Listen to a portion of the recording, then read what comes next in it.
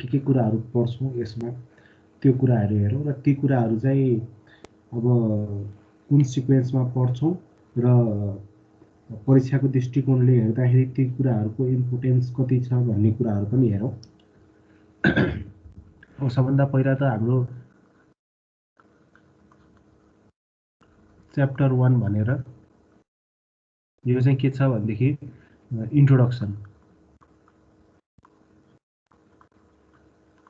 Introduction to RCC reinforced cement कन्क्रिटको बारेमा चाहिँ अब कन्क्रिटको विशेषता के, स्टिलको विशेषता के, अब कन्क्रिटमा स्टिल किन राख्नुपर्छ र अब हामीले चाहिँ आरसिसीको डिजाइन गर्नु पर्यो भने चाहिँ डिजाइन गर्ने तरिकाहरू के छन् भन्ने लगायतका कुराहरू चाहिँ अब त्यो सम्बन्धी हामीले हेर्छौँ chapter 1 introduction to RCC structure भनेर। त्यसपछि च्याप्टर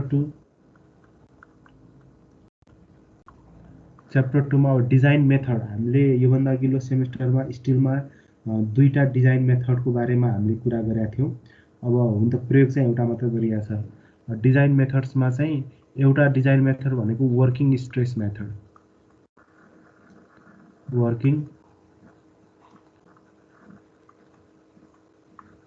वर्किङ स्ट्रेस मेथड। अब यो चाहिँ डिजाइन गर्ने दुईटा तरिकामध्ये एउटा तरिका वर्किङ स्ट्रेस मेथड भयो। अब यसको बारेमा चाहिँ हामीले अब यसमा चाहिँ डेफिनेसन अजम्पसन्स, त्यसपछि आएर design and analysis of singly and doubly reinforced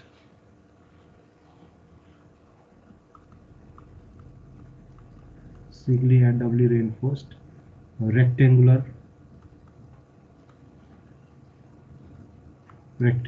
or flanged beam।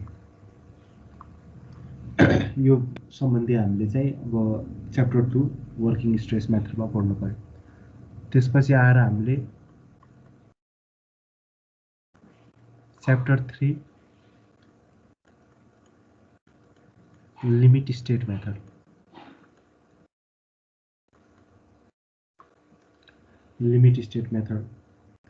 अब यो डिजाइन गर्ने दुईटा मेथडहरुमा चाहिँ एउटा वर्किङ स्ट्रेस मेथड भयो, अर्को चाहिँ लिमिट स्टेट मेथड भयो। अब यो लिमिट स्टेट मेथडमा पनि हामीले के गर्छौं भन्दाखेरि यसको डेफिनेसन,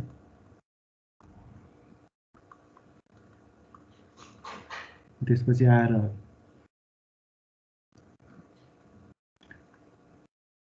assumptions,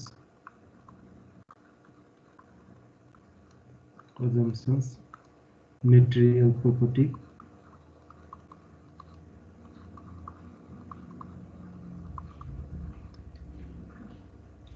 यी विषयमा हामीले चाहिँ कुरा गर्छौं। त्यसपछि आएर limit state of safety and limit state of serviceability. यो दुईटाको विषयको बारेमा हामीले कुरा गर्छौं। त्यसपछि अब यसपछि यतिसम्म चाहिँ हाम्रो अब सिलेबसमा जुन तरिकाले च्याप्टरहरु डिफाइन गरिएको छ त्यो अनुसारले नै हामीले पढ्दै जान्छौं। तर यसपछि चाहिँ अलिकति हामीले चाहिँ फरक तरिकाले सिलेबस भन्दा अलिकति सिलेबसकै कुराहरुलाई टुक्रा टुक्रा गरेर हामीले पढ्छौं। च्याप्टर 4 भनेको डिजाइन अफ बीम। बीममा चाहिँ हामीले के गर्छौं भन्दाखेरि rectangular and flanged beam.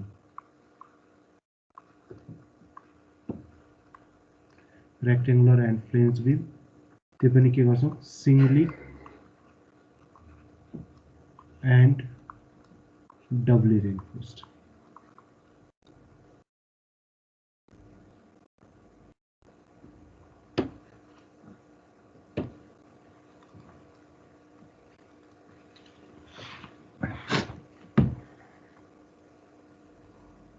Singly and doubly reinforced. तपाईहरुलाई चाहिँ अब केही टर्महरु त नयाँ जस्तो लागिरा होला, जस्तै सिंगली रेनफोर्स्ड, डबली रेनफोर्स्ड अथवा फ्लेन्ज बीम अथवा working stress method, limit state method भनेका कुराहरु, अब यही कुराहरु पढेपछि त हामीले थाहा भइहाल्छ। अहिले अलि नयाँ जस्तो लागिरा होला। अब बीमको डिजाइन, त्यसपछि आएर च्याप्टर 5 मा चाहिँ यसमा चाहिँ हामीले चाहिँ च्याप्टर 4 मै चाहिँ के गर्छ भन्दाखेरि इन बेन्डिङ, बीममा चाहिँ आउने भनेको बेन्डिङ मोमेन्ट र शियर फोर्स हो। त्यही भएर हामीले बीमको डिजाइन गर्दाखेरि बेन्डिङमा कसरी डिजाइन गर्ने, शियरमा कसरी डिजाइन गर्ने भन्ने कुरा हेर्छौं। त्यसपछि आएर च्याप्टर 5 सर, यो चाहिँ सबै लिमिट स्टेटमा पढ्नुपर्ने हो सर? अब वर्किङ स्ट्रेसको त यो च्याप्टर एउटा मात्र हो। यसपछिको जति पनि कुराहरु आउँछन् सबै लिमिट स्टेट। र हामीले चाहिँ वर्किङ स्ट्रेस मेथड अलि पुरानो मेथड अफ डिजाइन हो र अलि सजिलो मेथड अफ डिजाइन पनि भन्न सकिन्छ। लिमिट स्टेट मेथड त्योभन्दा अलि नयाँ खालको मेथड अफ डिजाइन हो। र यो लिमिट स्टेट मेथड चाहिँ कन्क्रिटमा, अब पहिला हामीले स्टिलमा पढ्दाखेरि वर्किङ स्ट्रेस मेथडबाट सबै कुराहरु पढ्यो।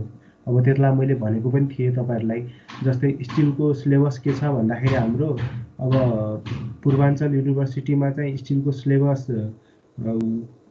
वर्किङ स्ट्रेस मेथडबाट छ, अपडेट नभएको कारणले। तर अरु युनिभर्सिटीहरुमा स्टिलको डिजाइन पनि लिमिट स्टेट मेथडबाटै राखिसकेको छ सिलेबसमा। आरसीसी चाहिँ के छ भन्दाखेरि चाहिँ अब सबै लिमिट स्टेट मेथडबाटै पढ्ने भनेर राखेको छ। त्यसपछि च्याप्टर 5 मा चाहिँ हामीले के गर्छौं भन्दाखेरि डिजाइन अफ स्ल्याब।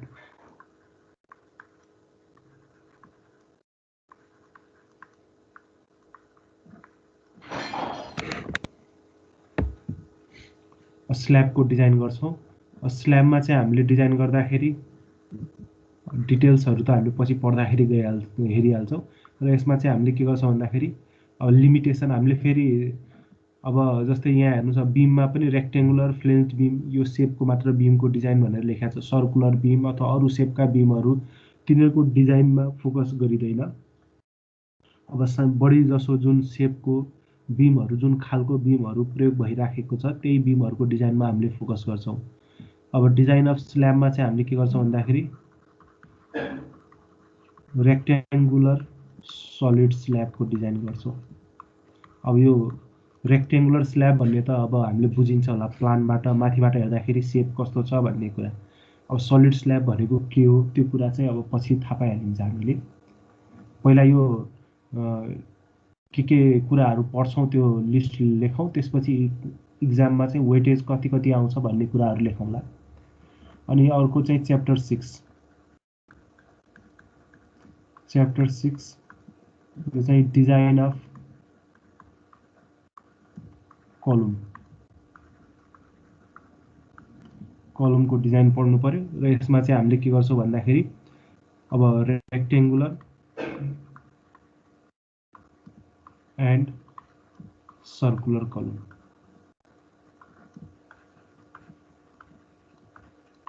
यो दुईटा खालको कलमको हामीले डिजाइन पढ्छौं। र त्यसपछि आएर यो सबै लिमिट स्टेट मेथडबाटै हो। च्याप्टर 7 मा चाहिँ हामीले के गर्छौं भन्दाखेरि डिजाइन अफ स्टेयरकेस। स्टेयरकेसको डिजाइन हामीले पढ्छौं। अब सिडीको डिजाइन, त्यो पनि आरसीसी वाला सिडीको डिजाइन। त्यसपछि आएर च्याप्टर 8 मा चाहिँ डिजाइन अफ फुटिङ अथवा फाउन्डेसन भन्दा पनि हुन्छ, त फुटिङ। अब फुटिङमा त अब धेरै खालको फुटिङहरु हुन्छन्। जस्तै तपाईहरुले पढ्नु होला आइसोलेटेड फुटिङ, हात्ती पाइले जुन छ एउटा कलमको लागि एउटा राखेको। त्यसपछि कम्बाइन्ड फुटिङ, म्याट फाउन्डेसन, त्यसपछि र्याफ्ट फाउन्डेसन, डिफरेन्ट खालका फाउन्डेसनहरु हुन्छन्। ती मध्ये चाहिँ हामीले बढी फोकस गर्ने भनेको त आइसोलेटेड फुटिङमै हो। त्यसपछि हामीले कम्बाइन्ड फुटिङ र म्याट फाउन्डेसन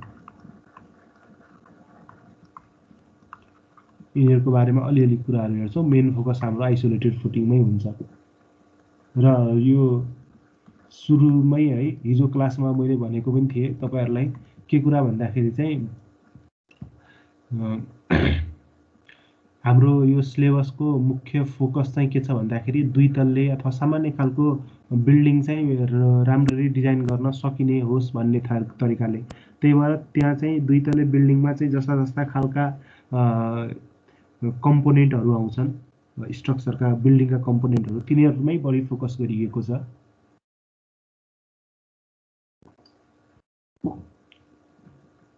अब नेक्स्ट अर्को च्याप्टर भनेको चाहिँ यो चाहिँ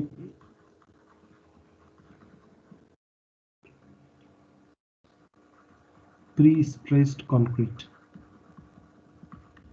प्री-स्ट्रेस्ड कन्क्रिट। अब प्री-स्ट्रेस्ड कन्क्रिटको बारेमा हाम्रो यहाँ के छ भन्दाखेरि यसको चाहिँ अब फर्स्ट अफ अल त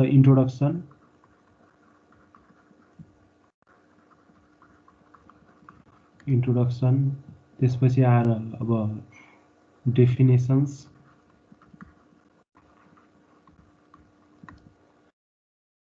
एडभान्टेजेसहरू, ती कुराहरू त भइ नै हाल्यो। त्यसपछि आएर यसको चाहिँ design and analysis for beam. Prestressed बीमको लागि अब प्री-स्ट्रेस्ड बीम पनि बनाउन सकिन्छ, प्री-स्ट्रेस्ड स्ल्याब पनि बनाउन सकिन्छ, प्री-स्ट्रेस्ड कलमहरू पनि बनाउन सकिन्छ र बढी जसो फोकस हामीले अहिले के गर्छौँ बीममा गर्छौँ। प्री-स्ट्रेस्ड बीमको केसमा बढी फोकस गर्छौँ। अब समग्र रूपमा चाहिँ हामीले सिलेबसमा अलि फरक तरिकाले त्यहाँ कुराहरू प्रेजेन्ट गरेको छ। र सिलेबसमा जम्मा नम्बर अफ च्याप्टर चाहिँ हाम्रो कति 6वटा च्याप्टर छ। अब यो जुन 4 र 5 को 5 नम्बर जुन च्याप्टर छ सिलेबसमा, यो 4 र 5 नम्बरको च्याप्टरलाई चाहिँ मैले यहाँ के गरेको छु भन्दाखेरि चाहिँ डिफ्रेन्ट च्याप्टरहरुमा टुक्रा गरेको छु। अब बीम, स्ल्याब, कलम, स्टेयरकेस भनेर यो चाहिँ हामीलाई पढ्नलाई यसरी सजिलो हुने भएर मैले टुक्रा गरेको। अब यसको वेटेजहरु एक्जाममा कति आउँछ भन्ने कुरा चाहिँ एउटा हेरौँ। जस्तै इन्ट्रोडक्सन टु आरसीसी स्ट्रक्चर, यसबाट थ्योरी आउने सम्भावना हुन्छ। यसबाट थ्योरी आउँदाखेरि जनरली चाहिँ 4 देखि 8 मार्क्ससम्मको थ्योरी आइरहन्छ। त्यसपछि वर्किङ स्ट्रेस मेथडबाट यसबाट चाहिँ के हो, यसमा के भइरा हुन्छ भन्दाखेरि 4 देखि 6 मार्क्सको थ्योरी र प्लस एउटा चाहिँ न्युमेरिकल भनेको चाहिँ अब यो कति 6 देखि 10 मार्क्ससम्मको न्युमेरिकल।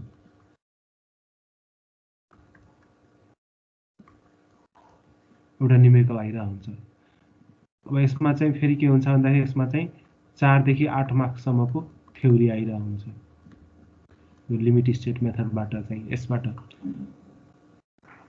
त्यसपछि आएर डिजाइन अफ बीममा चाहिँ के भइरा हुन्छ भन्दाखेरि यसमा चाहिँ अब 10 देखि 16 मार्क्ससम्मको न्युमेरिकल आइरा हुन्छ। स्ल्याबमा चाहिँ जनरली के भइरा हुन्छ 12 देखि 16 मार्क्ससम्मको एउटा न्युमेरिकल आइरा हुन्छ।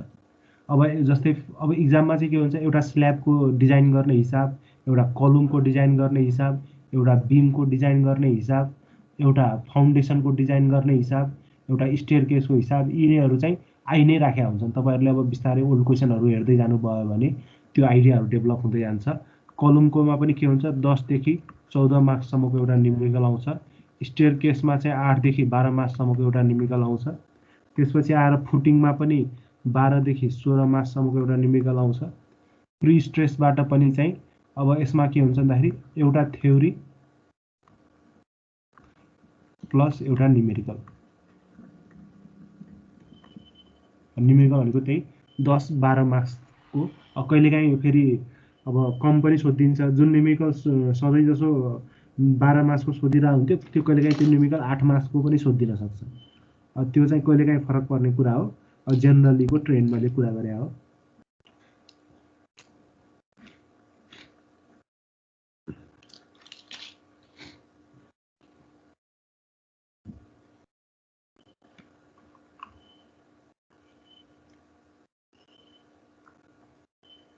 र हामीलाई चाहिँ धेरै मोस्ट इम्पोर्टेन्ट च्याप्टरहरू भनेको चाहिँ अब हुन त सबै एकअर्कासँग सम्बन्धित नै छन्। झन् सुरुका च्याप्टरहरू त धेरै नै सम्बन्धित छन् एकअर्कासँग र हामीलाई चाहिँ धेरै नै मोस्ट इम्पोर्टेन्ट च्याप्टरहरू भनेको चाहिँ डिजाइन अफ बिम, यो design of slab, design of कलम, डिजाइन अफ फुटिङ र यो प्रिस्ट्रेसको न्युमेरिकल, योहरू चाहिँ सबभन्दा इम्पोर्टेन्ट हामीलाई च्याप्टरहरू हुने भयो बडी वेटेजको कारणले चाहिँ। यो टिपिसक्नु भएको छ, अब टिप्नुहोस् है। फेरि यो मैले अब के गर्ने भनिराख्ने मात्र हो तपाईँहरूलाई चाहिँ। अब क्लासमा न्युमेरिकलहरू जे गराइरहेको हुन्छौँ अथवा थ्योरीहरू जे कुरा लेखिरहेको हुन्छौँ, जे डेरिभेसनका कुराहरू लेखिरहेको हुन्छौँ, त्यो कुराहरू चाहिँ तपाईँहरूले अब अनलाइन क्लास भयो भने चाहिँ आफूले प्र्याक्टिस गर्नु पऱ्यो, लेख्नु पऱ्यो, टिप्नु पऱ्यो। अब त्यत्तिकै सुनेर मात्र केही पनि फरक पर्दैन, त्यो त अब तपाईँहरूले अनुभव गरिसक्नु भएको होला।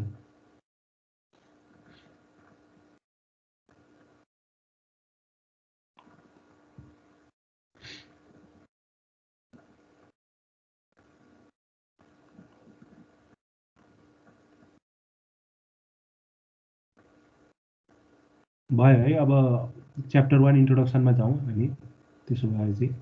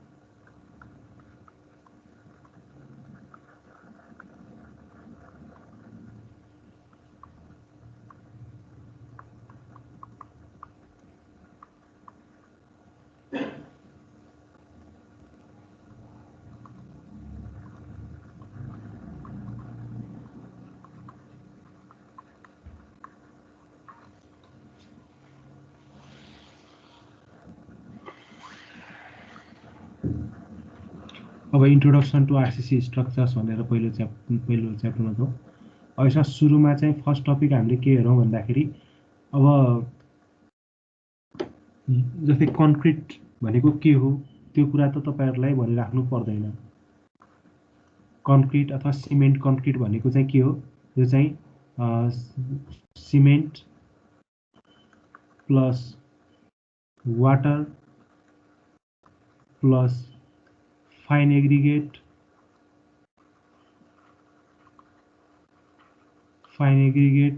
प्लस कोर्स एग्रिगेट, यिनीहरूको मिक्सचर हो। अब कहिलेकाहीँ चाहिँ प्लस प्लस के हुनसक्छ, एडमिक्सचर्सहरू हुनसक्छ।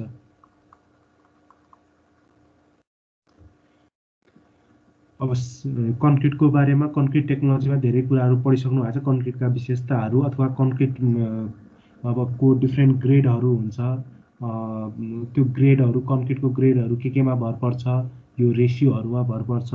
र नोमिनल रेसियो जस्तै M20 कन्क्रिटको नोमिनल रेसियो कति हो, M30 कन्क्रिटको नोमिनल रेसियो कति हो, ती कुराहरू पनि पहिला पढिसकेकै छ। त्यही भएर त्यतातिर हामी अहिले गइराख्न आवश्यक परेन। अब कन्क्रिटको क्वालिटी केमा भर पर्छ भन्ने कुराहरू पनि अब हामीले पढिसकेका छौँ। अब कन्क्रिटको डिफ्रेन्ट टाइपहरू पनि पढिसक्नु भएको छ तपाईँहरूले। अब जस्तै एउटा चाहिँ पिसिसी भयो, आरसिसी भयो, त्यसपछि आएर अब प्री स्ट्रेस्ड कन्क्रिट भनेर पनि हामीले पढिसकेका छौँ। डिफ्रेन्ट टाइप्स अफ कन्क्रिटहरू त हामीलाई थाहा छ।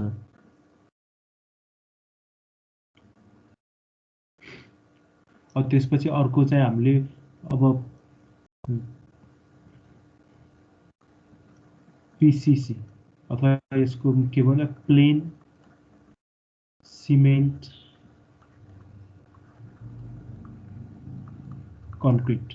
अब प्लेन सिमेन्ट कन्क्रिटको चाहिँ अब पिसिसी हामीलाई थाहा छ, प्लेन सिमेन्ट कन्क्रिट अब जसमा चाहिँ रडहरू राखेको छैन, रेन्फोर्समेन्टहरू राखेको छैन, त्यसलाई चाहिँ हामीले पिसिसी भन्छौँ। अब प्लेन सिमेन्ट कन्क्रिटको फर्स्ट अफ अल हामीले चाहिँ के गरौँ भन्दाखेरि यसको एडभान्टेजेस र डिसएडभान्टेजेसतिर एकछिन फोकस गरौँ।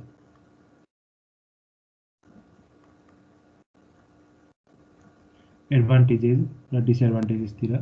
अब एउटा कुरा त हामीलाई के थाहा छ भन्दाखेरि कन्स्ट्रक्सन मेटेरियलको रूपमा चाहिँ सबभन्दा बढी सिभिल इन्जिनियरिङ कन्स्ट्रक्सनहरूमा सबभन्दा बढी युज हुने मेटेरियल भनेको चाहिँ कन्क्रिट नै हो। त्यसपछि अरू मेटेरियलहरू जस्तै स्टिल अथवा अरू कुनै मेटेरियलहरू, टिम्बर, काठहरू अथवा अल्मुनियमहरू, ती कुराहरू पछि को नम्बरमा आउँछ। सबभन्दा बढी स्टिल नै हो, सरी कन्क्रिट नै हो। भनेपछि यसको केही न केही एडभान्टेजेसहरू भएको कारणले होला। अब केही मुख्य एडभान्टेजेसहरू भन्नुहोस्। अब यसको इन कम्पेरिजन विथ के को कम्पेरिजनमा, स्टिलकै कम्पेरिजनमा भनौँ। अब एडभान्टेज डिसएडभान्टेज भन्नलाई चाहिँ हामीले केही न केही कुरासँग कम्पेयर गर्नै पर्छ। केसँग कम्पेयर गरौँ भन्दाखेरि स्टिलसँग कम्पेयर गरौँ। केही एडभान्टेजेसहरू छन् होला, भन्नुहोस् त केही एडभान्टेजेसहरू।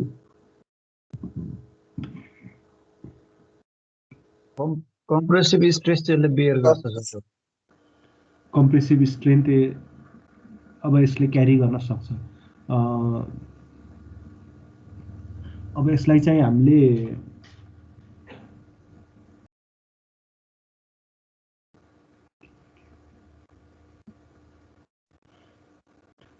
एडभान्टेजेसको रूपमा लेख्न मिल्ला कि नमिल्ला। अब स्टिलले कम्प्रेसिभ स्ट्रेन्थ क्यारी गर्न सक्छ कि सक्दैन? थोरै मात्रै गर्न सक्छ भने हैन स्टिलले। हजुर। कम्प्रेसनमा कुन चाहिँ बलियो होला तपाईहरुको अरू कसैको विचार अनुसार? स्टिल बलियो होला कि कन्क्रिट बलियो होला? त्यो कसरी चेक गर्ने हामीले? यदि स्टिल र कन्क्रिटलाई कम्प्रेसनमा कुन चाहिँ बलियो छ भनेर चेक गर्नु पर्यो भने कसरी चेक गर्ने?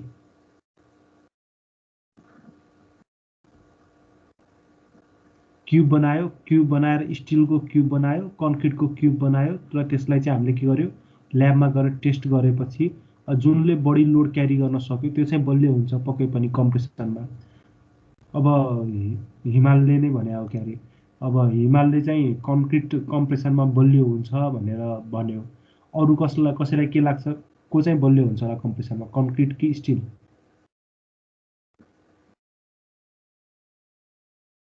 स्टिल पनि बलियो हुन्छ कम्प्रेसनमा।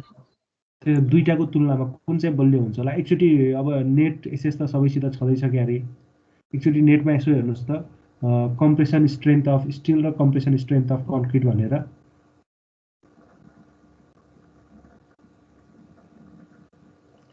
स्टिल होला सर। स्टिलको कम्प्रेसिभ स्ट्रेन्थ धेरै नै बढी हुन्छ है तुलनामा, कन्क्रिटको तुलनामा। त्यही भएर कन्क्रिटको कम्प्रेसिभ स्ट्रेन्थ स्टिलको तुलनामा बढी छ भनेर भन्न मिलेन र कन्क्रिट चाहिँ बढी प्रयोग हुने कारण चाहिँ त्यसको कम्प्रेसिभ स्ट्रेन्थ बढी भएर भनेर पनि भन्न मिलेन। लो कस्ट भएर होला नि स्टिल भन्दा। लो कस्ट भनेर यो चाहिँ भन्न मिल्छ। अब स्टिलको तुलनामा नेटमा त कन्क्रिटको बेसी देखाइरहेछ त। कति देखाइरहेछ कन्क्रिटको? 17 MPa देखि लिएर 28 MPa। 17 MPa देखि लिएर 28 MPa कन्क्रिटको कम्प्रेसिभ स्ट्रेन्थ। स्टिलको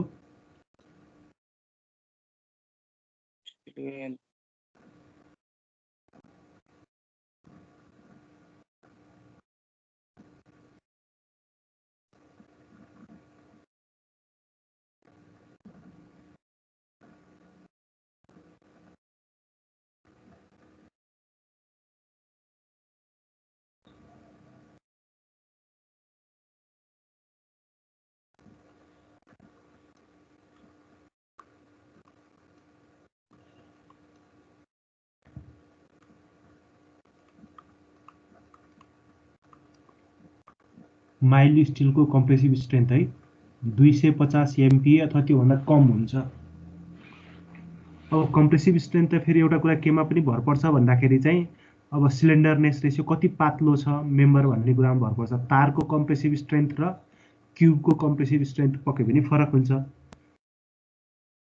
स्टिलकै तार होस्, स्टिलकै क्युब होस्, क्युबले धेरै कम्प्रेसन क्यारी गर्न सक्छ, तारले त कम्प्रेसन क्यारी गर्न सक्दैन। अब तर हामीले चाहिँ अब कन्क्रिटको पनि क्युब बनायो, स्टिलको पनि क्युब बनायो भने चाहिँ त्यति बेला चाहिँ कन्क्रिटको क्युबको स्ट्रेन्थ यति जति छ भने स्टिलको क्युबको स्ट्रेन्थ 250 MPa जति हुन्छ।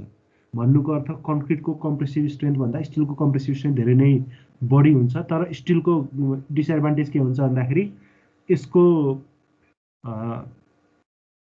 कस्ट बढी हुन्छ, एउटा डिसएडभान्टेज आइहाल्यो। थप अरू डिसएडभान्टेजहरू आउँदैछन्।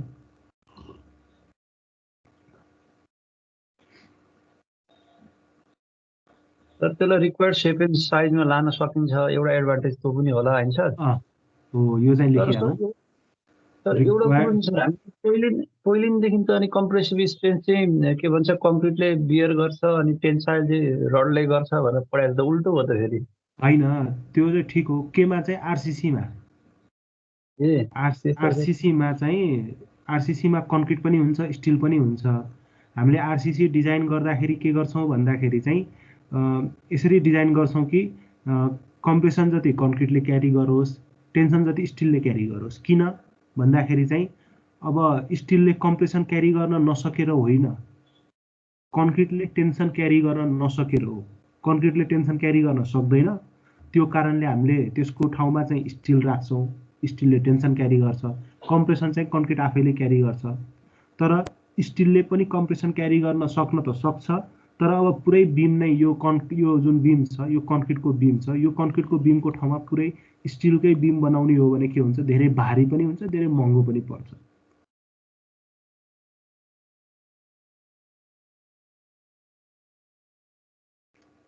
अब मुख्य कुरा त यो रिक्वायर्ड सेप एन्ड साइजमा हामीले लान सकिन्छ, सबभन्दा मेन इम्पोर्टेन्ट हाम्रो कुरा भयो। अर्को एउटा कुरा चाहिँ जोइन्टहरू बनाउनलाई चाहिँ के छ, कङ्क्रिटको जोइन्टहरू सब बनाउन सजिलो कि स्टिलको जोइन्टहरू?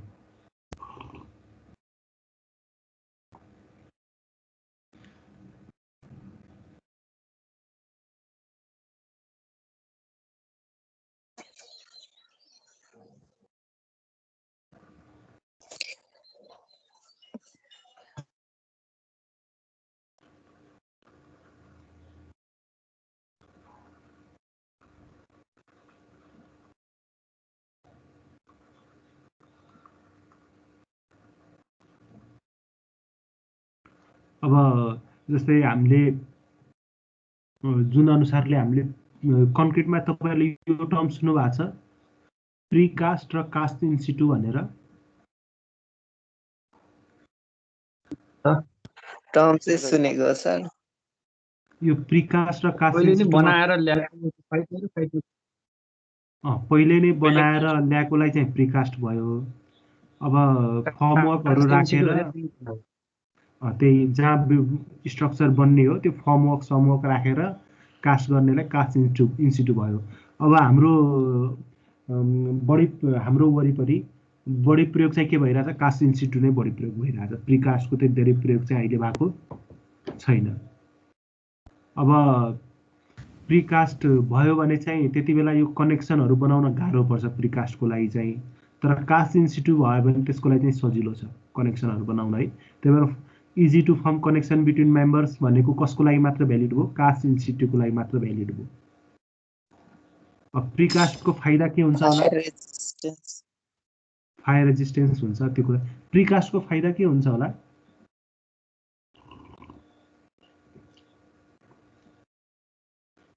कन्स्ट्रक्सन छिटो हुन्छ होला, पनि चाहिँदैन अनि कन्स्ट्रक्सन पनि छिटो हुन्छ होला। प्रिकास्टको फाइदा के भयो भन्दाखेरि हामीले अब कङ्क्रिट चाहिँ फ्याक्ट्रीमै कास्ट गर्न सकियो। अब कङ्क्रिट फ्याक्ट्रीमा कास्ट गरिँदैछ भने कङ्क्रिटको क्वालिटी राम्रो बनाउन सकियो, पहिलो कुरा। त्यसपछि हामीले चाहिँ एकदम छिटो छिटो कङ्क्रिटहरू प्रोडक्सन गर्न सकियो। त्यसपछि अर्को कुरा के भयो भन्दाखेरि हामीले कन्स्ट्रक्सन टाइम जुन कङ्क्रिटमा हुन्छ नि त, अब एक लेभलको काम गर्यो, जस्तै जग हाल्यो 28 दिन कुर्यो, फेरि पिलर हाल्यो 28 दिन कुर्यो, अथवा बिम हाल्यो स्ल्याब हाल्यो 28 दिन कुर्यो, त्यस्तो खालको कुर्नु परेन प्रिकास्टमा। अब सबै कुरा फ्याक्ट्रीमा बनाए हुन्छ, त्यसलाई ल्याउने र प्रयोग गर्ने अथवा जोड्ने मात्र हो एकअर्कासँग। घाटा चाहिँ के भयो प्रिकास्टको भन्दाखेरि बोकेर ल्याउनु पर्यो। अब त्यति भारी भारी बिमहरू कलुमहरू जे हुन्छन् सबै बोकेर ल्याउनु पर्यो, त्यो चाहिँ घाटा भयो। सर हामी पुरै 28 दिनै कुर्दिन भनेर होइन, अब यस्तो फर्मवर्कहरू हटाउनलाई चाहिँ कुर्ने भयो। तर अब माथिपट्टि अर्को लेयर थप्नलाई त जनरली कुर्छन् नै। अब 21 दिन अब हेरी अब त्यो साइटको इन्जिनियरको आफ्नो अनुसार डिसिजन अनुसार। जति पनि कति 28 दिन त उ त फ्याक्ट्रीमा त राख्नुपर्छ नि जसरी भयो नि उही त हो नि टाइम त होइन त्यसरी त होइन फ्याक्ट्रीमा चाहिँ फेरि कस्तो हुन्छ भन्दाखेरि त घर बन्न सुरु हुनुभन्दा अगाडि नै 28 दिन बनाइसकेका हुन्छ नि त त्यहाँ त्यो चाहिँ के त हुन्छ अर्डर दिएर एक ठाउँमा चाहिँ बिम बनिरहेको हुन्छ एक ठाउँमा कलम बनिरहेको हुन्छ एक ठाउँमा स्ल्याब बनिरहेको हुन्छ त्यहाँ पनि कुर्नु त पर्ला तर एकैचोटि सबै बनिरहेको हुन्छ यहाँ चाहिँ के भयो एक लेभलको काम भएपछि बल्ल अर्को लेभलको काम गर्नु पर्यो तल्लो तल्ला भनेपछि बल्ल माथिल्लो तल्लाको सबै कास्टिङहरू हुनु पर्यो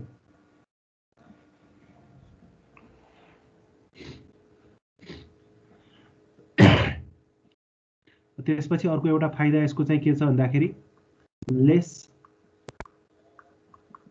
sensitive to environment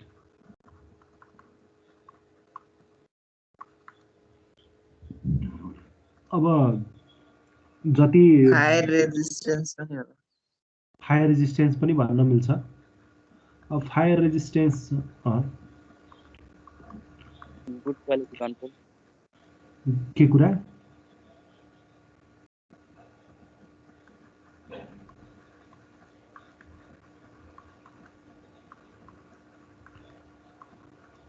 high temperature, vibration and sound resistant.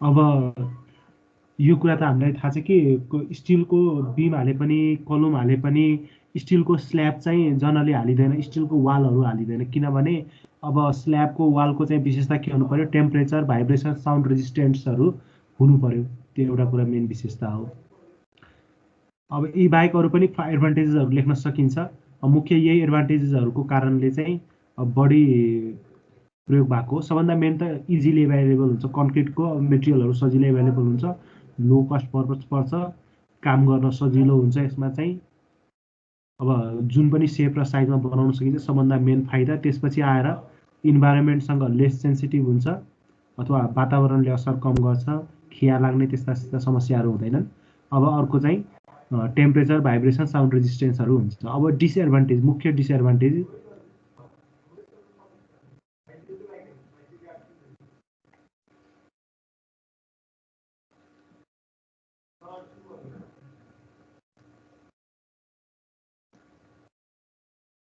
और डिसएडभान्टेजमा मेन के डिसएडभान्टेज हुन्छ भन्दाखेरि टेन्साइल स्ट्रेन्थ लो हुन्छ tensile strength of concrete is 10 times less than its compressive strength.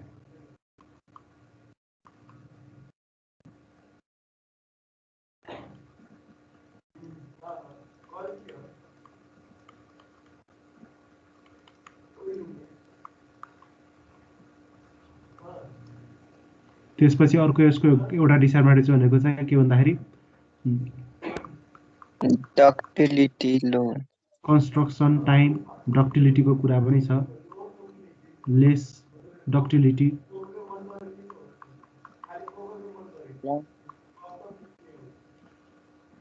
त्यसपछि अर्को यसको के रियुजेबिलिटी अब रियुज गर्न अब स्टिल जतिको रियुज गर्न त्यति सम्भव हुँदैन कन्क्रिटलाई यो बाहेक अरू पनि डिसएडभान्टेजहरू हुन सक्छ वेस्ट पनि हाई हुन्छ होला स्ट्रेन्थ अनुसार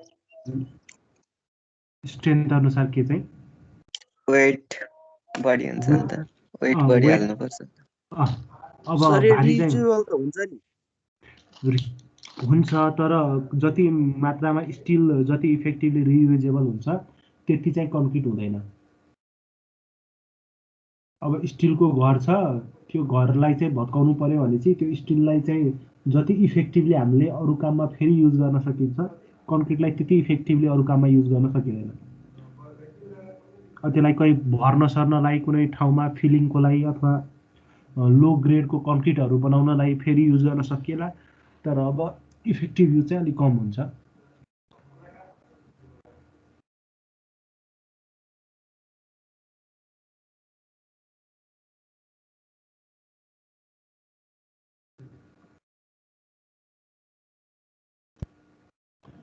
अब यसपछि आएर अब आरसिसी को कुरा चाहिँ के भन्दाखेरि अब to overcome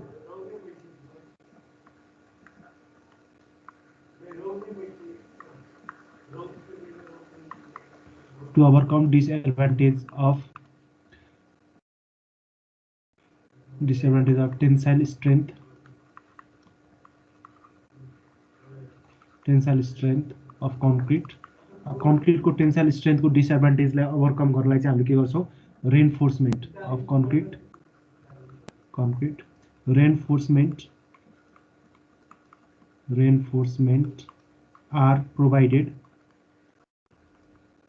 reinforcement are provided in tensile zone. Reinforcement are provided in tensile zone to carry tension.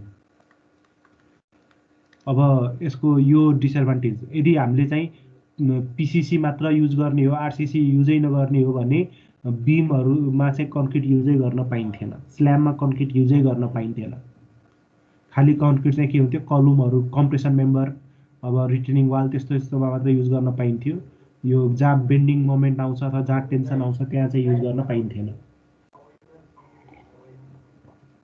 अब स्टिल कन्क्रिटले टेन्सन क्यारी गर्न सकेन भने टेन्सन क्यारी गर्नलाई हामीले रेनफोर्समेन्ट राख्यो अब रेनफोर्समेन्ट भन्ने बित्तिकै हामीले स्टिल बुझ्छौं त रेनफोर्समेन्टको शाब्दिक अर्थ के हो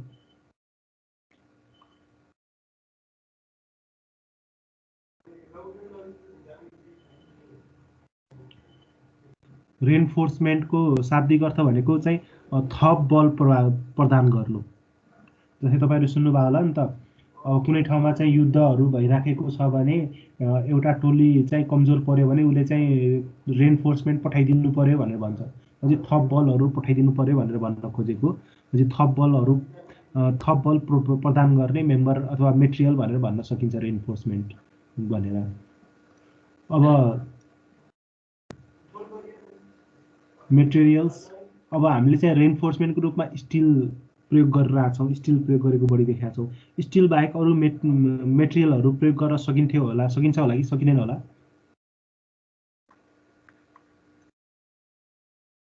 स्टिलको ठाउँमा स्टिल बाहेक अरु मेटेरियलहरु कन्क्रिटमा आरसीसी मा युज गर्न मिल्छ कि मिल्दैन मिल्दैन जस्तो लाग्छ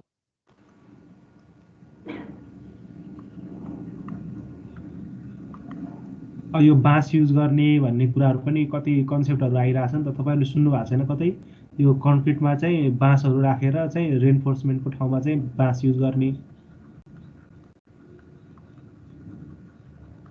तर बाँसले थाम्न सक्छ र लोड जहाँ रेनफोर्समेन्ट छैन सस्तो बनाउनलाई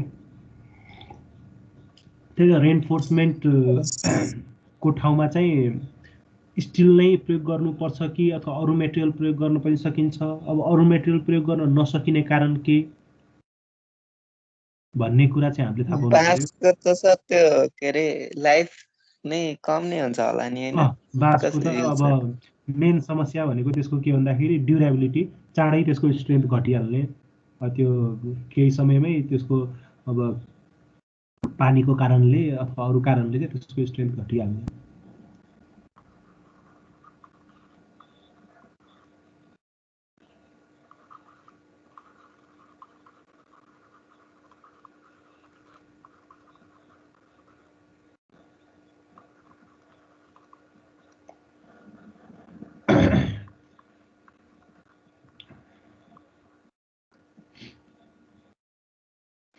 अब कुनै पनि मेटेरियललाई रेनफोर्समेन्टको रूपमा प्रयोग गर्न पर्यो भने त्यसका चाहिँ केही विशेषताहरु हुनुपर्छ अनि बल्ल त्यसलाई रेनफोर्समेन्टको रूपमा प्रयोग गर्न सकिन्छ त्यतिकै सबैलाई युज गर्न सकिदैन के विशेषता हुनुपर्छ अथवा स्टिलको के विशेषता रहेछ जसको कारणले स्टिललाई चाहिँ रेनफोर्समेन्टको रूपमा प्रयोग गर्न पाइँदो रहेछ भन्ने कुराहरु हेरौं अब त्यसमा चाहिँ पहिलो चाहिँ के विशेषता छ भन्दाखेरि चाहिँ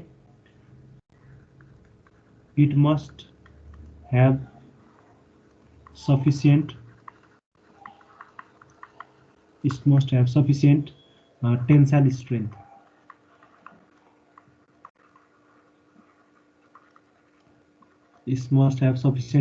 अब टेन्साइल स्ट्रेन्थ टेन्सन नै क्यारी गर्नलाई हामीले त्यहाँ राखिराखेको रेन्फोर्समेन्ट भनेपछि त्यसको टेन्साइल स्ट्रेन्थ बढी भएकै हुनु पर्यो। टेन्साइलमा चाहिँ कमजोर भएको मेटेरियल राख्न पाइएन। अर्को विशेषता के हुनु पर्यो भन्दाखेरि it must have higher modulus of elasticity than concrete. कन्क्रिटको तुलनामा त्यसको मोडुलस अफ इलास्टिसिटी बढी हुनु पर्यो। अब कन्क्रिटको तुलनामा मोडुलस अफ इलास्टिसिटी बढी भएपछि फाइदा के हुन्छ भन्दाखेरि थोरै मात्रामा पनि रेन्फोर्समेन्ट राखे पुग्छ। यदि मोडुलस अफ इलास्टिसिटी कम भयो भने कन्क्रिटको तुलनामा चाहिँ रेन्फोर्समेन्ट बढी नै राख्नुपर्ने हुन्छ। अब जनरली हामीले के देख्छौँ, कन्क्रिटको एमाउन्ट जति हुन्छ आरसिसीमा, स्टिलको एमाउन्ट त्योभन्दा धेरै कम हुन्छ। त्यो किन भन्दाखेरि स्टिलको मोडुलस अफ इलास्टिसिटी हाई भएको कारणले।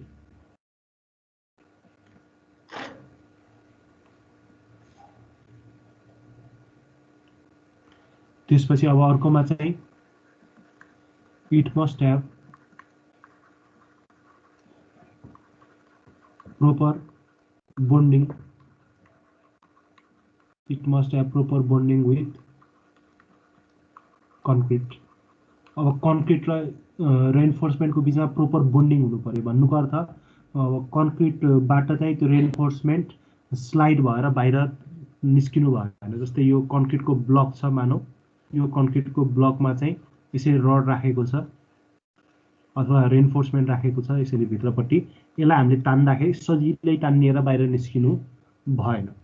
त्यसको लागि के हुनु पर्यो, कन्क्रिट र यो रडको बिचमा चाहिँ बोन्ड, जुन कन्ट्याक्ट सर्फेस जहाँ छोएको हुन्छ कन्क्रिट र रडले एकअर्कालाई, त्यो ठाउँमा राम्रो बोन्ड बन्नु पर्यो।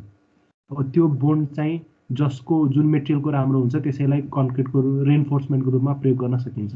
र त्यही बोन्ड राम्रो बनाउनलाई चाहिँ हामीले के देख्छौँ आजभोलि, रडहरूमा यस्तो खालको डिफर्म्ड सेप अथवा रिङहरू जस्तो बनाएको देख्छौँ रडहरूमा। यो बनाउने कारणै के हो भन्दाखेरि चाहिँ यो भएपछि चाहिँ कन्क्रिट र रडको बिचमा चाहिँ राम्रो खालको बोन्ड बन्ने भयो।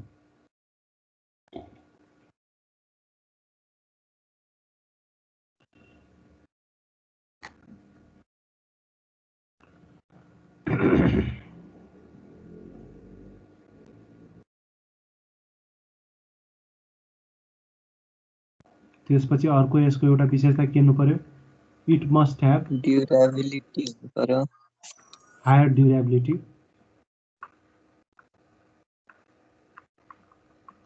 ड्युरेबिलिटी हाई हुनु पर्यो। अब यी बाहेक अरू पनि थप विशेषताहरू हुन सक्छन्, तर मुख्य विशेषताहरू यिनीहरू नै छन्। अब एउटा चाहिँ के भनिन्छ भन्दाखेरि it must have higher ductility.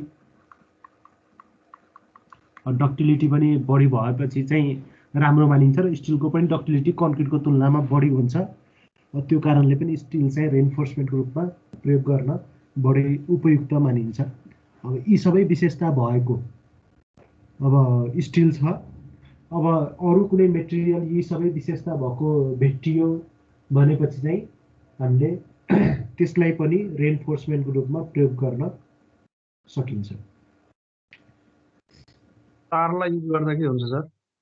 तार पनि स्टिल त, अब जनरल तारहरू त स्टिलकै हुन्छ। तार त पातलो भयो नि त। अब तारलाई चाहिँ मोटो बनाएर अब अथवा एरिया बढी चाहिन्छ भने धेरैवटा तारलाई बन्डल जस्तो बनाउनु पर्यो अनि युज गर्नु पर्यो। तारलाई युज गर्दाखेरि एउटा समस्या के होला भन्दाखेरि बोन्डिङ राम्रो नहोला।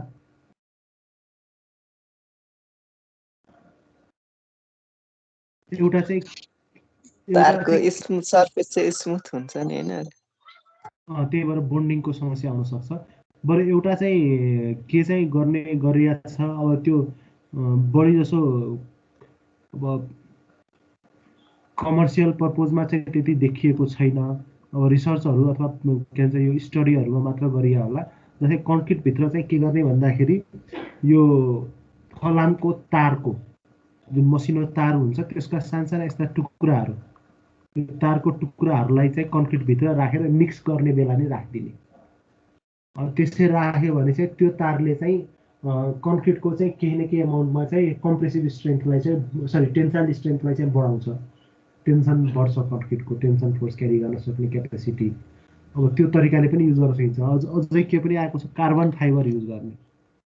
यसरी कार्बन फाइबरहरू कन्क्रिटभित्र राखेर त्यो कार्बन फाइबर युज गर्ने पनि आइरहेछ। डिफ्रेन्ट अब मान्छेहरूले, वैज्ञानिकहरूले अथवा इन्जिनियरहरूले नै डिफ्रेन्ट अब रिसर्चहरू, शोधहरू गरिरहेछन्। अब त्यसबाट चाहिँ अब उनीहरूले कसरी कार्बन फाइबरको प्रयोग के कुराहरू आइरहेछ, तर कमर्सियलमा चाहिँ अहिलेसम्म फलाम नै छ रेइन्फोर्समेन्टको रूपमा।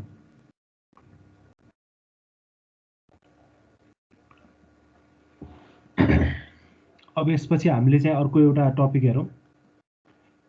अर्को टपिक के हेरौँ भन्दाखेरि, यो त हामीले पहिला पनि प्रयोग गरेकै अथवा त्यो स्टिलमा पनि यो कुरा पढाएको थियौँ। के चाहिँ भन्दाखेरि क्यारेक्टरिस्टिक स्ट्रेन्थ, अर्को चाहिँ क्यारेक्टरिस्टिक लोड।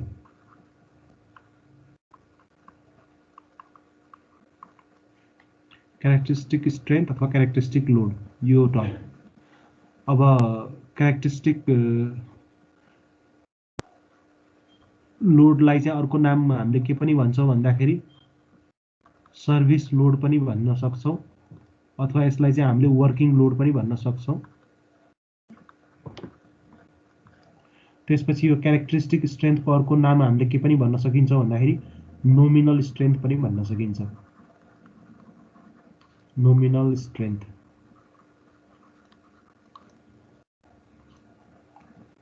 यो त पहिला हामीले स्टिलमा पनि पढेको छौँ, सम्झिनु भएको छ कि छैन तपाईँहरूले?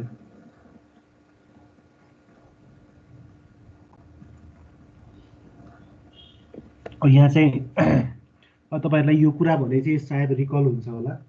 जस्तै M20 कन्क्रिट भनेर भन्यो हामीले।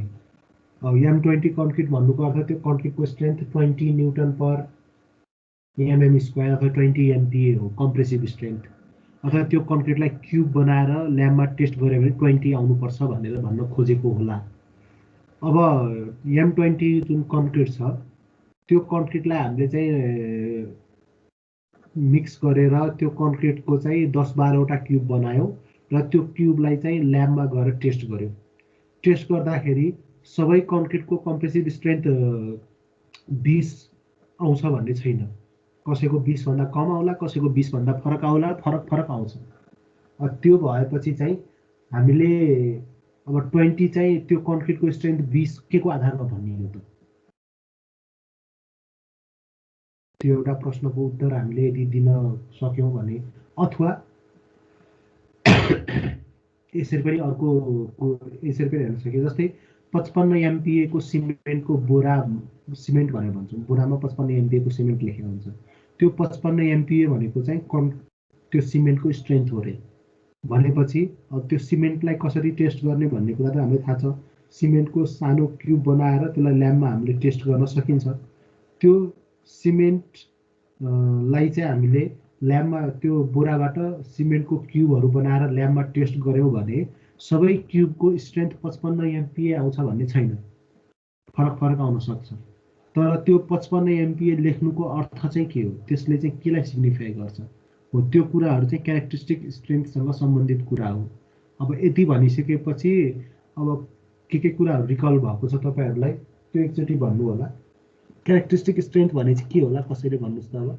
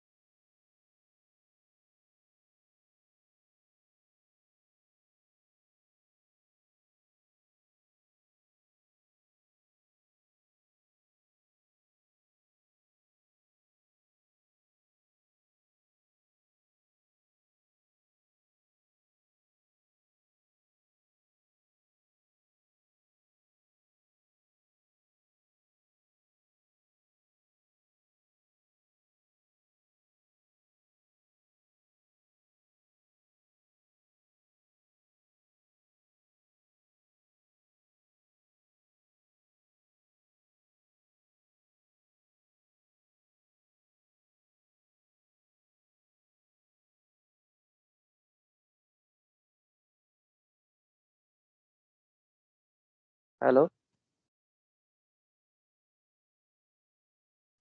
हेलो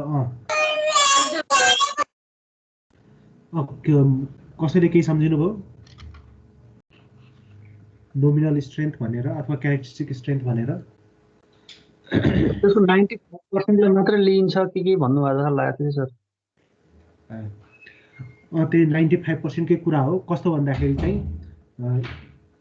जस्तै अब कुनै मेटेरियललाई चाहिँ हामीले M20 कन्क्रिट भनेर भन्यौँ भनेदेखि M20 कन्क्रिट भनेर अब त्यसको विशेषता के हुनु पर्यो? M20 को अर्थ के भन्दाखेरि त्यो कन्क्रिटलाई हामीले ल्याबमा टेस्ट गर्यो भने 95% सम्भावना के हुनु पर्यो? कन्क्रिटको स्ट्रेन्थ 20 भन्दा बढी आउने, 95% सम्भावना हुनु पर्यो। 5% मात्र सम्भावना के हुनु पर्यो? कन्क्रिटको स्ट्रेन्थ 20 भन्दा कम आउने। त्यसैगरी 55 MPa को सिमेन्ट छ भने त्यसलाई ल्याबमा गएर टेस्ट गर्दाखेरि त्यहाँ के हुनु पर्यो? त्यस सिमेन्टको स्ट्रेन्थ 55 भन्दा बढी आउने सम्भावना 95% हुनु पर्यो, 55 भन्दा कम आउने सम्भावना 5% मात्र हुनु पर्यो। त्यसलाई चाहिँ हामीले नोमिनल स्ट्रेन्थ भनेर भन्छौँ। र कुनै पनि मेटेरियलको स्ट्रेन्थहरू अथवा क्यारेक्टरिस्टिक स्ट्रेन्थ भनेर भन्छौँ। कुनै पनि मेटेरियलको स्ट्रेन्थ भनेर जुन भ्यालु भनिया हुन्छ नि त, जस्तै अब कुनै पनि मेटेरियलको स्ट्रेन्थको भ्यालु जुन भनिन्छ यो भ्यालु हो भनेर, त्यो सबै भ्यालु भनेको के हो? क्यारेक्टरिस्टिक स्ट्रेन्थ हो। M20, M30, 55 MPa अथवा स्टिलको स्ट्रेन्थ अथवा जेसुकैको स्ट्रेन्थहरू त्यो सबै क्यारेक्टरिस्टिक स्ट्रेन्थ हो।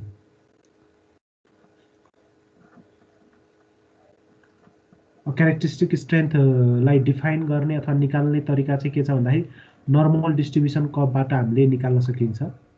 नर्मल डिस्ट्रिब्युसन कर्व त तपाईहरुले पढ्नु भएको छ अब पहिला यो प्रोबेबिलिटी एन्ड स्ट्याटिक्समा। नर्मल डिस्ट्रिब्युसन कर्वमा चाहिँ के हुन्छ? यस्तो खालको कर्व हुन्छ, बेल सेपको।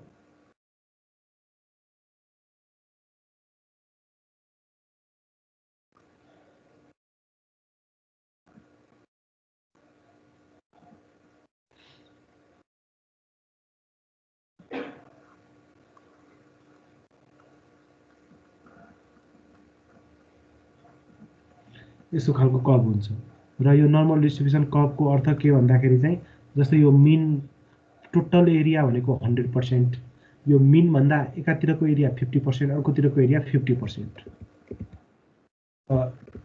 हाम्रो के हुनु पर्यो? यस्तो स्ट्रेन्थ जुन स्ट्रेन्थ भन्दा बढी स्ट्रेन्थ आउने सम्भावना चाहिँ कति छ? 95% छ भने। जस्तै अब यो ठाउँको स्ट्रेन्थ, जस्तै यहाँको स्ट्रेन्थ भन्दा बढी भनेको यतापट्टि भयो, कम भनेको यतापट्टि भयो। बढी स्ट्रेन्थ यतापट्टिको एरिया चाहिँ 95% छ, यतापट्टिको एरिया 5% छ भने चाहिँ यो स्ट्रेन्थलाई के भन्छौँ? क्यारेक्टरिस्टिक स्ट्रेन्थ भन्छौँ।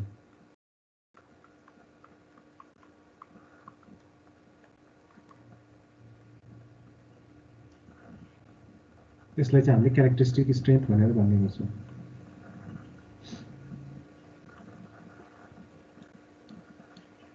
क्यारेक्टरिस्टिक स्ट्रेन्थ यो यति कुराहरु, यसको एउटा इक्वेसन पनि लेख्न सकिन्छ।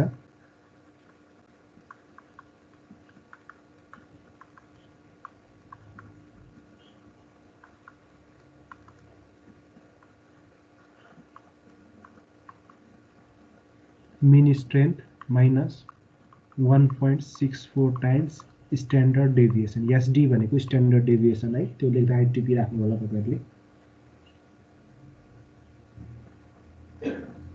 एसडी भनेको त्यहाँ चाहिँ स्ट्यान्डर्ड डेभिएसन हो।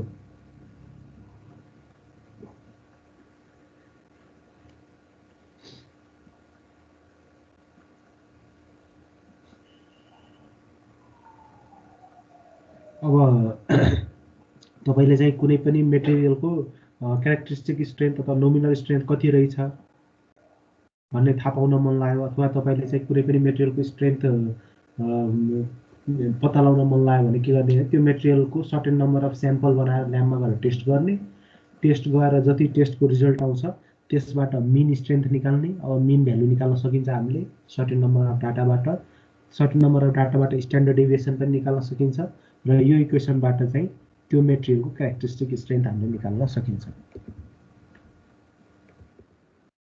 त्यसैगरी क्यारेक्टरिस्टिक लोड, अब कुरा सेम नै हो। क्यारेक्टरिस्टिक लोड भनेको हामीले के भन्न सक्छौँ भन्दाखेरि चाहिँ कुनै पनि स्ट्रक्चरमा कति लोड लाग्छ भनेर जुन हामीले लोड भन्छौँ कुनै भ्यालु, जस्तै यो ठाउँमा लाइभ लोड यति लाग्छ, यो ठाउँमा डेड लोड यति लाग्छ, यो ठाउँमा विन्ड लोड यति लाग्छ, त यो ठाउँमा एउटा यो लोड यति लाग्छ भन्ने जुन भ्यालु भन्छौँ त्यो भ्यालुलाई चाहिँ हामीले के भन्छौँ भन्दाखेरि क्यारेक्टरिस्टिक लोड भनेर भन्छौँ। कुनै ठाउँमा कति लोड लाग्छ भनेर भनिने भ्यालु, र त्यो भ्यालुको चाहिँ विशेषता के हुनु पर्यो भन्दाखेरि चाहिँ जस्तै कुनै ठाउँमा live load 5 kilonewton per metre square लाग्छ भनेर भन्यो कुनै स्ल्याबमा। अब त्यहाँ के हुनु पर्यो भन्दाखेरि त्यो स्ल्याबमा live load 5 kilonewton per metre square भन्दा कम लोड लाइभ लोड लाग्ने सम्भावना 95% हुनु पर्यो। 5 किलोन्युटन पर मिटर स्क्वायर भन्दा बढी लोड लाग्ने सम्भावना चाहिँ के हुनु पर्यो 5% मात्र हुनु पर्यो। भनेपछि क्यारेक्टरिस्टिक लोडमा चाहिँ के हुने भयो भन्दाखेरि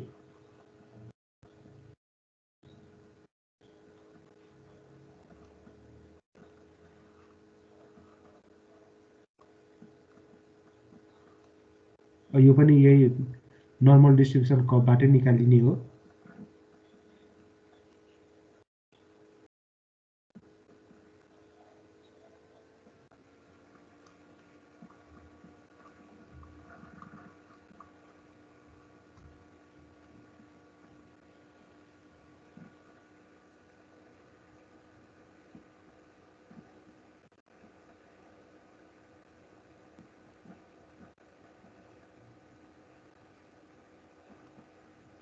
यहाँ चाहिँ के हुन्छ मेन लोड हुन्छ, मेन स्ट्रेन्थको ठाउँमा मेन लोड, यो चाहिँ फ्रिक्वेन्सी भयो। त्यसपछि यतापट्टि लोड चाहिँ घट्दै गएको भयो, यतापट्टि लोड चाहिँ बढ्दै गएको हो। क्यारेक्टरिस्टिक लोडमा के हुनु पर्यो यस्तो लोड जुनभन्दा कम लोड, यतापट्टि कम लोड भयो, यतापट्टि बढी लोड भयो, जुनभन्दा कम लोड हुने आउने सम्भावना चाहिँ 95% छ, बढी लोड आउने सम्भावना चाहिँ 5% छ भने त्यो लोडलाई चाहिँ हामीले के भन्छौँ क्यारेक्टरिस्टिक लोड भन्छौँ।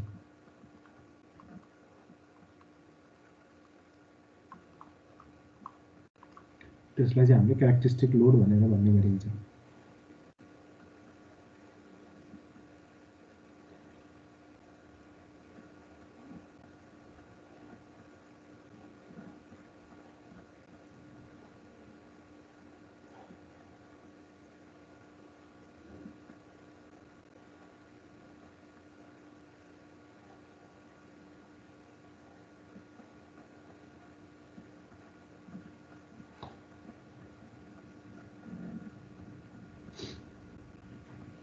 अब यसको इक्वेसन भन्दाखेरि के हो भन्दाखेरि characteristic लोडको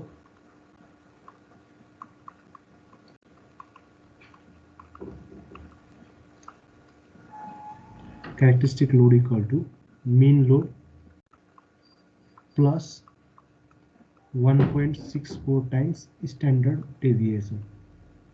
Mean load plus 1.64 times standard deviation. यसबाट हामीले characteristic load निकाल्न सकिन्छ। यो कुरा चाहिँ टिपिराख्नुहोस्।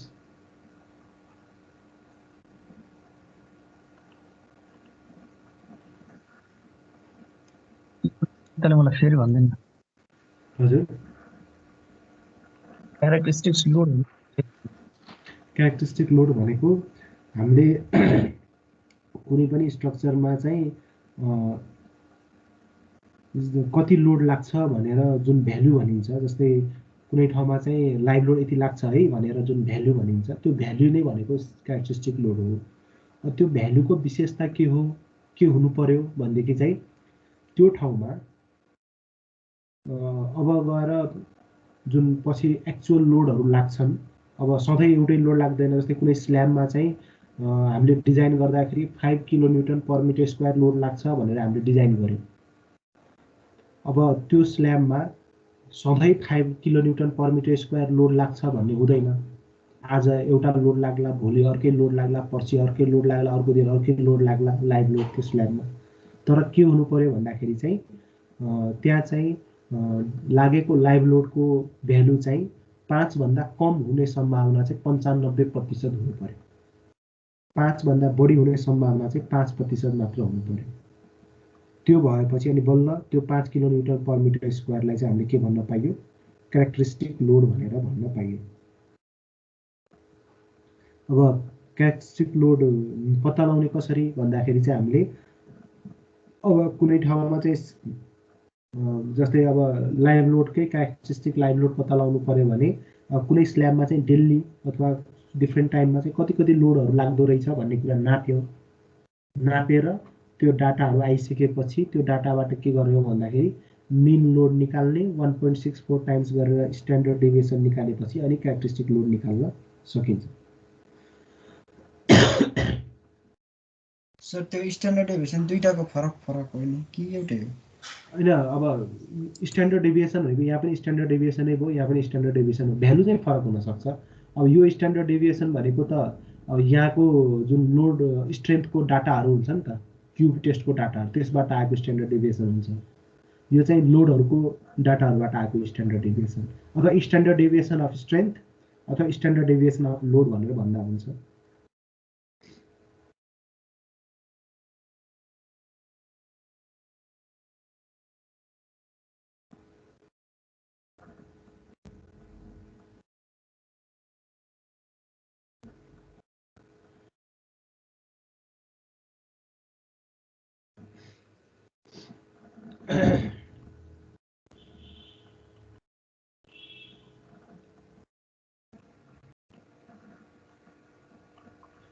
अब यसपछि क्यारेक्टरिस्टिक लोड क्यारेक्टरिस्टिक स्ट्रेन्थ आइसकेपछि अब हामीले चाहिँ केतिर जाउँ भन्दाखेरि टाइप्स अफ लोड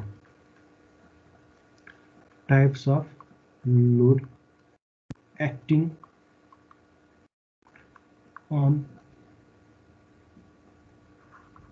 स्ट्रक्चर अथवा अन आरसिसी स्ट्रक्चर भने पनि भयो अथवा सिम्पल खालको स्ट्रक्चर भने पनि हुन्छ। अब एउटा कुरा त तपाईँहरूले थाहा होला, तपाईँहरूलाई के कुरा भन्दाखेरि अब फरक खालको स्ट्रक्चरमा फरक खालको लोड लाग्छ। जस्तै अब पुलमा लाग्ने लोड र घरमा लाग्ने लोड फरक हुन्छ। अब पुलमा के हुन्छ भन्दाखेरि गाडीहरूको भेहिकल लोड भन्ने कुरा महत्त्वपूर्ण हुन्छ होला, घरमा चाहिँ भेहिकल लोड भन्ने कुराको कुरै आउँदैन होला। अब रिटेनिङ वालमा लाग्ने लोड र घरमा लाग्ने लोड फरक होला। रिटेनिङ वालमा सोइलको प्रेसरको कुरा बढी महत्त्वपूर्ण हुन्छ। अब घरमा चाहिँ फेरि के हुन्छ, सोइलको प्रेसरको कुरा चाहिँ बढी महत्त्व हुँदैन, साइडबाट आएको सोइलको प्रेसरको कुरा। अथवा पानी ट्याङ्कीमा लाग्ने लोड अथवा अरू स्ट्रक्चरमा लाग्ने लोडहरू, प्रत्येक स्ट्रक्चरमा लोडहरू फरक खालको लाग्छन्। अब यहाँ चाहिँ हामीले मुख्य फोकस चाहिँ केलाई गरौँ भन्दाखेरि बिल्डिङमा लाग्ने मुख्यतया लोडहरू के छन् भन्ने कुराहरू हेरौँ। त्यो लोडहरू चाहिँ अब के लोडहरू हुन्छन्, ती लोडहरूको भ्यालु चाहिँ कहाँबाट पत्ता लगाउने भन्ने कुराहरू हेरौँला। सबभन्दा पहिला त डेड लोड त लगभग सबै स्ट्रक्चरमा लाग्छ, यसमा त केही कुरै भएन।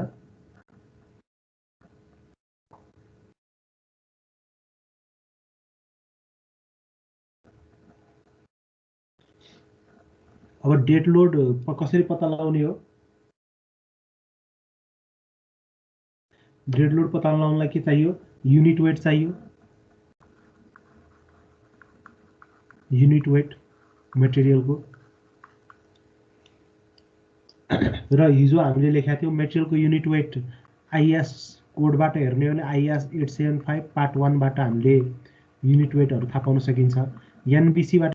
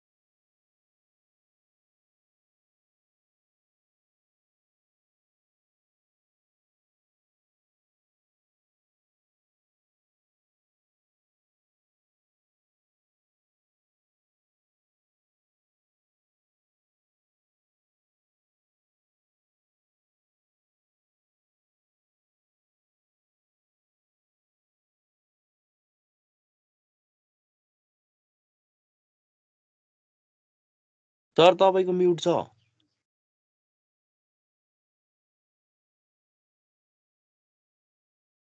मेनली हुन्छ। लोड्सहरू कुन कुन लाग्छन् भन्ने कुरा हामीले हेरेर स्ट्रक्चरमा कुन कुन लोडहरू लाग्छन् भनेर अघिदेखि म्युट नै रहेछ क्या हो।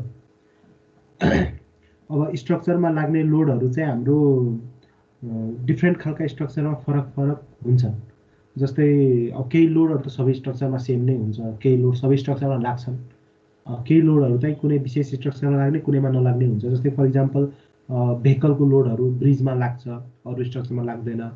पानीको प्रेसर ड्याममा लाग्छ होला, क्यानलमा लाग्छ होला, वाटर ट्याङ्कमा लाग्छ होला, अरू स्ट्रक्चरमा आउँदैन होला। सोइलको प्रेसर रिटेनिङ वालहरूमा लाग्छ होला। अब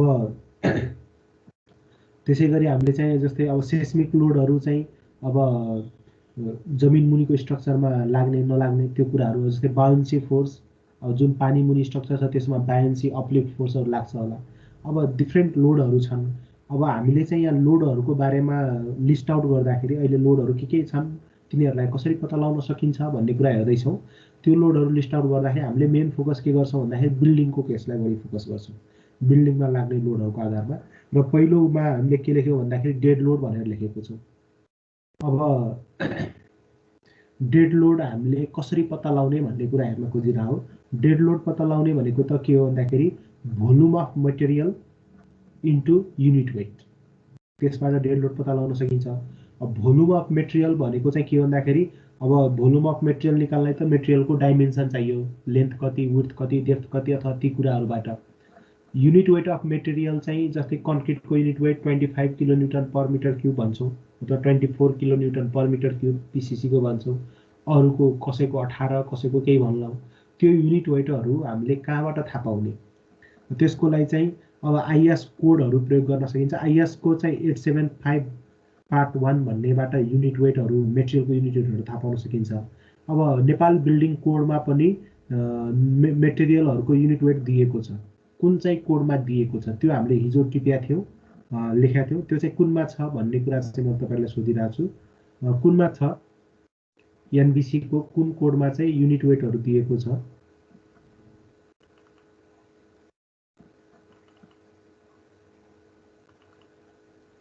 110 दिनुभएको छ हिजो। 110 110 टिपेर रहेछ। 110 भनेको त उसको लागि होला, यो चाहिँ एनबिसी 102 छ। एनबिसी 102, एनबिसी 102 मा चाहिँ के छ, सबै मेटेरियलहरूको युनिट वेट दिएको छ है। अब हामीले चाहिँ एउटा कुरा चाहिँ अब पढ्दाखेरि त आइएस कोड युज गर्छौँ। अब इक्जाम दिने बेला पनि आइएस कोडकै आधारमा हामीले युज गरेर इक्जाम दिने हो। तर एनबिसी कोडमा चाहिँ के चाहिँ लेख्या रहेछ, कसरी दिया रहेछ भन्ने कुरा चाहिँ थाहा पाइराख्न आवश्यक छ है। त्यही भएर एनबिसी कोडहरू पनि तपाईँले डाउनलोड गरेर यसो हेर्नु चाहिँ पर्छ। अर्को चाहिँ हाम्रो लोड भनेको लाइभ लोड।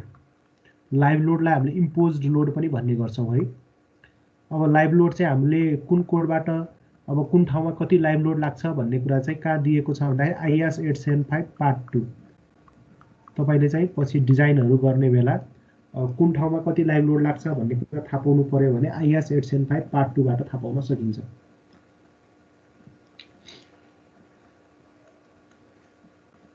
अब यो चाहिँ एनबिसीमा पनि छ। एनबिसीको कुन कोड छ? आइएस एनबिसी 103 हो कि कुन हो? 3 हो। त्यसपछि अर्को लोड लाग्ने के छ? Wind load. स्ट्रक्चरमा अब बिल्डिङहरूको केसमा है, अहिले हामीले मेनली फोकस बिल्डिङमा गरिरहेको छौँ, त्यही भएर बिल्डिङहरूको केसमा चाहिँ विन्ड लोड लाग्छ। विन्ड लोड भनेको आइएस 875 पार्ट 3 बाट हामीले विन्ड लोडलाई अब्टेन गर्न सकिन्छ। यो चाहिँ हाम्रो एनबिसीमा कति हो? 104 हो र कि अर्कै हो? 104 हो सर। 104। त्यसै गरी अब अर्को विन्ड लोड पछि अर्को लोड चाहिँ हाम्रो, अब यो त सबै ठाउँमा कन्सिडर गर्नुपर्छ भन्ने छैन। अब जुन ठाउँमा चाहिँ हिमाली क्षेत्र जहाँ चाहिँ अब हिउँ परिरहेको हुन्छ त्यो ठाउँहरूमा, किनभने अब माथि घरको छानामाथि हिउँहरू पर्यो, जम्मा भयो भनेपछि त्यसको लोड धान्न सक्नु पर्यो त्यो छानाले। त्यही भएर स्नो लोड चाहिँ कन्सिडर गर्नुपर्छ। यसको लागि आइएस कोड भनेको आइएस 875 पार्ट 4 हो। अब एनबिसीमा चाहिँ कुन कोड छ? एनबिसी 105 हो र कि कुन हो? 106 106। त्यसपछि अर्को चाहिँ हाम्रो कोड के छ? एक्सिडेन्टल लोड छ। अब एक्सिडेन्टल लोड भनेको चाहिँ कस्तो खालको भन्दाखेरि अब जुन लोडहरू चाहिँ हामीले पार्टिकुलर कुनै एउटा क्याटेगोरीमा राख्न सकिँदैन, जस्तै अब घर बनाउँदाखेरि लाग्ने लोडहरू अथवा पछि गएर चाहिँ अब कुनै जस्तै कुनै इम्प्याक्ट पर्यो अथवा कुनै मेसिनहरूको जस्तै ठुलो मेसिन बज्रियो अथवा कुनै गाडीले ठोकियो, त्यस्तो खालको लोडहरू चाहिँ एक्सिडेन्टल लोडलाई चाहिँ हामीले के भन्छौँ? त्यो चाहिँ IS 875 पार्ट 5 बाट आउँछ। अब यसको लागि चाहिँ एनबिसी कोडमा चाहिँ छैन क्यारे कतै मेन्सन गरिएको।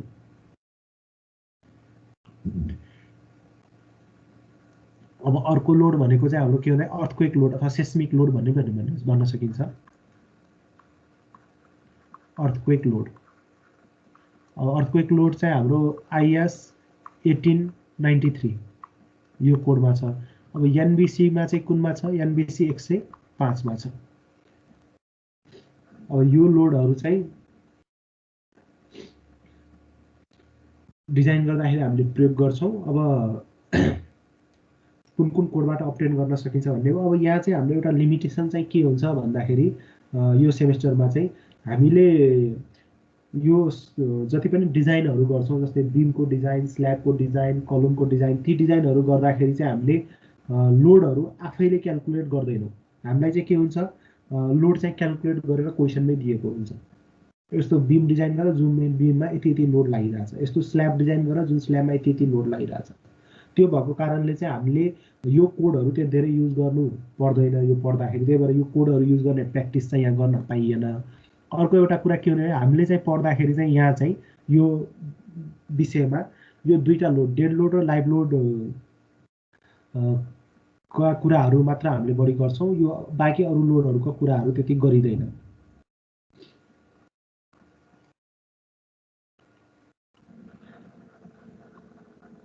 अब तपाईहरुलाई चाहिँ एउटा यो असाइनमेन्टको रूपमा चाहिँ अब नेक्स्ट क्लासमा पर्सि छ क्यारे हाम्रो नेक्स्ट क्लासको रूपमा चाहिँ अब केही कुराहरू आफूले पनि अलिअलि पढेर अनि ल्याउनु पर्छ भनेर के चाहिँ भन्दाखेरि यो खोज्नु होला तपाईहरुले नेटमा सजिलै भेटिन्छ। के कुरा भन्दाखेरि स्ट्रेस स्ट्रेन डायग्राम अफ यो बनाउनु होला, तपाईहरुले कपीमा बनाएर राख्नु होला। अनि त्यसपछि चाहिँ अब अर्को दिन हामीले डिस्कसन गरौँला। स्ट्रेस स्ट्रेन डायग्राम अफ एउटा चाहिँ कन्क्रिटको स्ट्रेस स्ट्रेन डायग्राम बनाउनु पर्यो। अर्को चाहिँ रेनफोर्समेन्टमा हामीले सुनेको के छ? स्टिलहरू एउटा माइल स्टिल भनेर हामीले सुनिरहेछौँ, माइल स्टिल धेरै सुनेको। अर्को चाहिँ हाम्रो के छ? FE 415। अर्को चाहिँ के छ? FE 500। FE 500 मा पनि FE 500D पनि सुनिराख्नु भएको होला तपाईहरुले। अब यो स्टिलहरूको चाहिँ स्ट्रेस स्ट्रेन डायग्राम बनाउनु पर्यो। यो चाहिँ तपाईहरुले एकचोटि नेटमा खोजेर कस्तो हुन्छ त्यो बनाएर कपीमा राख्नु होला तयार गरेर। अर्को कुरा चाहिँ तपाईहरुले एउटा के पनि खोज्नुस् भन्दाखेरि HYSD भन्ने टर्म सुन्नु भएको छ? HYSD हाई TMT चाहिँ सुनेको छ, अर्को चाहिँ सुनेको छैन sir. HYSD high yield strength deformed bars भनेर भनिन्छ। डिफाउन्ड बार्स हो HYSD बार्स। अब TMT जति बेला चाहिँ अब यो केही समय मात्र भयो TMT चाहिँ एकदम कमर्सियल रूपमा चाहिँ बढी प्रयोगमा आएको। त्योभन्दा अगाडि चाहिँ HYSD बारहरू नै बढी प्रयोगमा भइरहेको थिए। अब यिनीहरूमा फरक के छ त्यो पनि एकचोटि डिफरेन्स चाहिँ खोज्नु होला। आजलाई यति गरौँ।